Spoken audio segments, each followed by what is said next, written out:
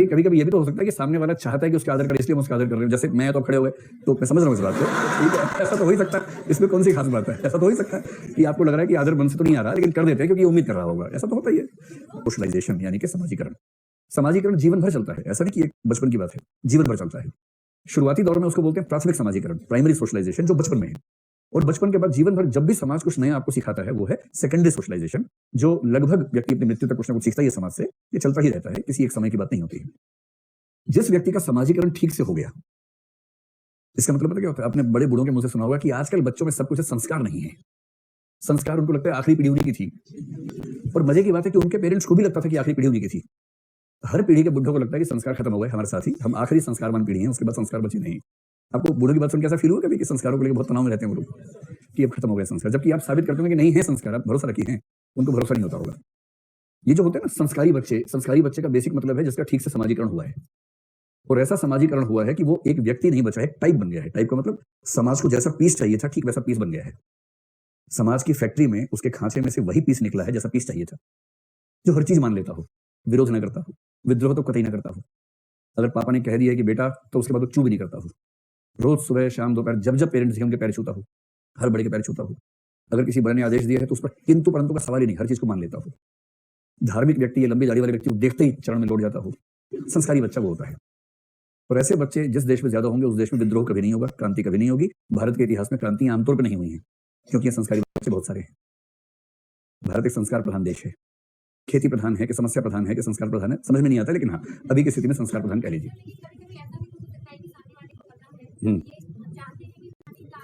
हाँ हाँ, वो तो एक्टिंग में क्या बुरी बात है? कभी कभी ये भी तो हो सकता है कि सामने वाला चाहता है कि उसका आदर करे, इसलिए हम उसका आदर कर रहे हैं। जैसे मैं तो खड़े हुए, तो मैं समझ रहा हूँ इस बात को, ठीक है, ऐसा तो हो ही सकता है। इसमें कौन सी खास बात है? ऐसा तो हो ही सकता है कि आपको लग रहा है कि आदर मन से तो नहीं आ रहा, लेकिन कर देते हैं क्योंकि उम्मीद कर रहा होगा। ऐसा तो होता ही है। हाँ, ठीक है, सामान्य है, ये सब सामान्य है, चलता है, कोई दिक्कत नहीं। कभी कभी ऐसा होता है कि आप सामाजिक दबाव में कुछ कर रहे होते हैं, मन से नहीं कर रहे होते, ऐसा होता है, सामान्य बात है। तो समाज के 70-80% बच्चे संस्कारी हो जाते हैं। जो बाकी हैं उनको ठीक करने के लिए दूसरी व्यवस्था है, जिसका नाम क्या था? पुरस्कार और दंड की व्यवस्था। देखो, पुरस्कार मिलने का मतलब ये बिल्कुल नहीं है कि ये व्यक्ति बहुत अच्छा है। ठीक, मैं आपकी बहुत सारी धारणाएं खारिज करने के मूड में रहता हूँ। रोज आपको बहुत सारी धारणाओं पर हथौड़ियां पड़ने वाली हैं। किसी को पुरस्कार मिलने का ये मतलब बिल्कुल नहीं है कि वो सचमुच एक अच्छा व्यक्ति है। किसी को दंड मिलने का ये मतलब बिल्कुल नहीं है कि वो सचमुच एक बुरा व्यक्ति है। पुरस्कार और दंड का सिर्फ इतना मतलब है कि जिस व्यवस्था ने पुरस्कार या दंड दिया, उस व्यवस्था के मूल्यों के हिसाब से ये व्यक्ति एडजस्ट हो गया और ये एडजस्ट नहीं हुआ। एग्जाम्पल देकर समझाता हूं। न्यूटन एक बहुत शानदार वैज्ञानिक था। न्यूटन जैसा व्यक्ति जिस देश में होगा उसके लिए गर्व की बात होनी चाहिए। पर न्यूटन का अपने समाज में खूब अपमान हुआ, क्योंकि उसने बाइबल की कुछ बातों पर सवाल खड़ा कर दिया। गैलीलियो को तो इतना प्रताड़ित किया गया और गैलीलियो को अंत में माफी मांगनी पड़ी। हालांकि उसे माफी बहुत कलात्मक तरीके से मांगी। वो माफी ऐसी थी कि समझ नहीं पा रहा कौन कैसे माफी मांग रहा है, लेकिन उसने माफी मांग ली अंत में।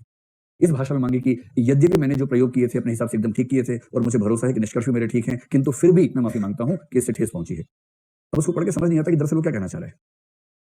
उससे माफी मांगी, कुछ लोगों ने मंगवाई, उसको दंडित किया, प्रताड़ित किया। ब्रूनो एक विचारक हुआ जिसने कहा था कि ये जो प्रकृति है ना, ये ईश्वर का ही रूप है। और ईसाई लोग इस बात को नहीं मानते, मुसलमान भी नहीं मानते, यहूदी भी नहीं मानते। और उसमें चर्च बहुत आक्रामक था। और उस व्यक्ति ने दो बातें बोल दी। एक तो ये कहा कि संपूर्ण प्रकृति ईश्वर की ही व्यक्ति है, और दूसरा ये बोल दिया कि व्यक्ति मरने के बाद फिर से जीवित होता है, पुनर्जन्म होता है, जो भारत में चलता है सिद्धांत, उसने उसको मान लिया। इस बात पर ईसाइयत ने उसको 7 साल का दंड दिया, जेल का। और जब 7 साल बाद जेल से निकला तो उससे फिर पूछा कि बेटा सुधर गए कि नहीं सुधरे? तो उसने कहा मेरे विचार वही हैं, ये ईश्वर की ही व्यक्ति प्रकृति है और पुनर्जन्म होता है।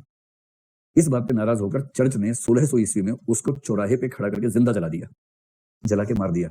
ये उसका दंड था। जबकि दर्शन पढ़ते हुए, विज्ञान पढ़ते हुए हमें लगता है कि न्यूटन और गैलीलियो से ज्यादा सम्मान का पात्र कौन हो सकता है? दर्शन की दुनिया में ब्रूनो से ज्यादा महान कौन हो सकता है? सुकरात जैसा कौन महान हो सकता है? उस सुकरात एक बदसूरत किंतु बहुत स्मार्ट आदमी था। दिखने में बदसूरत था, मतलब ऐसी कहानियां हैं बहुत सारी। लेकिन ऐसा शानदार आदमी दुनिया में शायद 2-4 हुए होंगे। भारत में तो एक कबीरदास छोड़ के मुझे कोई दूसरा दिखता नहीं उसके बराबर का आदमी। सुकरात का युवाओं पर बड़ा गहरा प्रभाव था। सारे युवक युवतियां उनके दीवाने थे, उनसे बात करके उनको मजा आता था। कितनी तार्किक और सधी हुई बात करता था सुकरात, बच्चे उसके दीवाने थे। तो सुकरात ने बहुदेववाद का विरोध किया। उसने कहा ईश्वर होगा तो एक ही होगा, भाई बहुत सारे क्यों होंगे, लॉजिकली एक ही होना चाहिए। ऐसी कुछ बातें और की उसने। इससे ग्रीस के लोगों को, एथेंस के लोगों को नाराजगी हो गई। और वहां की न्यायपालिका भी जनता से मिलकर बनी हुई थी। उसके सामने अभियोग चला। उस न्यायपालिका में 400-500 जज थे, मिलकर जजमेंट करते थे। उन्होंने उसको जहर का प्याला पीने का आदेश दिया। रिव्यू पिटीशन हुई, उसने अपने तर्क दिए, समझाया, रिव्यू पिटिशन के बाद भी कुछ कम वोटों से फिर से वही सजा मुकर्रर हुई। अब अंत में उसको मरना था, सुकरात को। प्लेटो ने पूरी व्यवस्था कर दी सुकरात को जेल से भगाने की। जेल से लेकर सीमा विभाग तक सब जगह पैसा खिला दिया।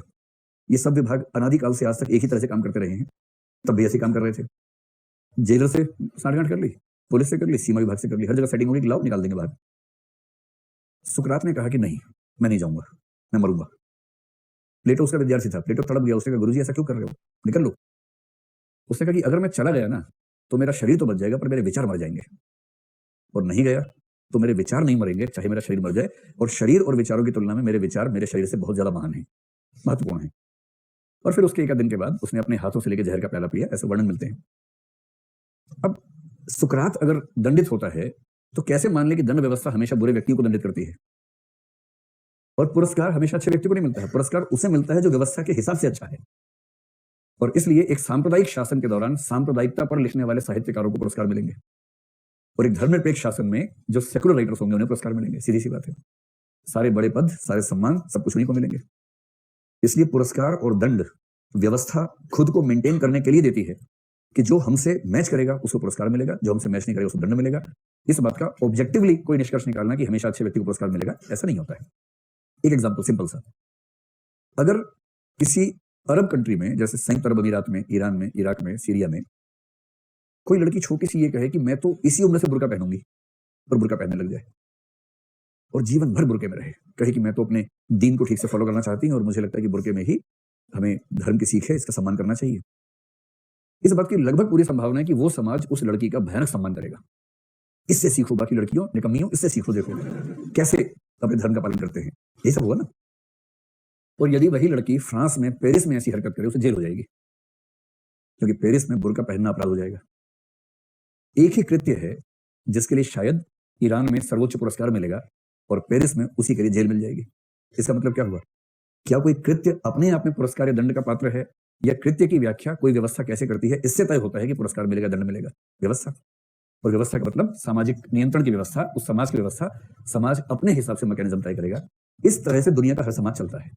दुनिया का कोई भी समाज परफेक्ट नहीं चलता है, परफेक्शन किसी समाज में नहीं है। हर समाज में बहुत सारी कमियां होती हैं, हमारे समाज में भी हैं, अमेरिका में भी हैं, पश्चिम में भी, हर जगह कमियां हैं।